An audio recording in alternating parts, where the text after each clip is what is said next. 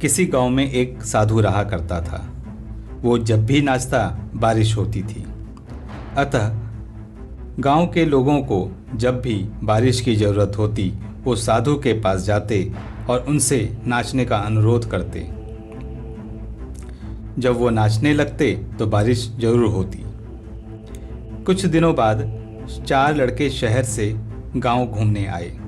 जब उन्हें ये बात मालूम हुई तो उन्होंने साधु के नाचने से बारिश होने की बात पर यकीन नहीं हुआ।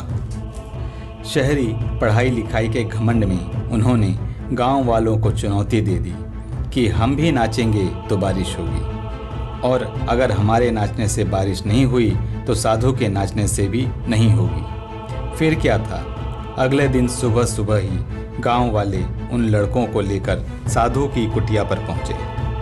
साधु को सारी बात बताई गई। फिर लड़कों ने नाचना शुरू किया। आधे घंटे बीत गए। पहला लड़का थक कर बैठ गया, बादल नहीं दिखे। फिर थोड़ी देर बाद दूसरे ने भी यही किया। 1 घंटा बीतते बीतते बाकी दोनों लड़के भी थक गए और बैठ गए, पर बारिश नहीं हुई। अब साधु की बारी थी। उसने नाचना शुरू किया। 1 घंटा बीता, बारिश नहीं हुई। साधु नाचता रहा। 2 घंटा बीता, बारिश नहीं हुई। पर साधु तो रुकने का नाम ही नहीं ले रहा था। धीरे धीरे शाम ढलने लगी। तभी बादलों की गड़गड़ाहट सुनाई दी और जोरों से बारिश होने लगी। लड़के दंग रह गए। उन्होंने तुरंत साधु से क्षमा मांगी और पूछा, बाबा, ऐसा क्यों?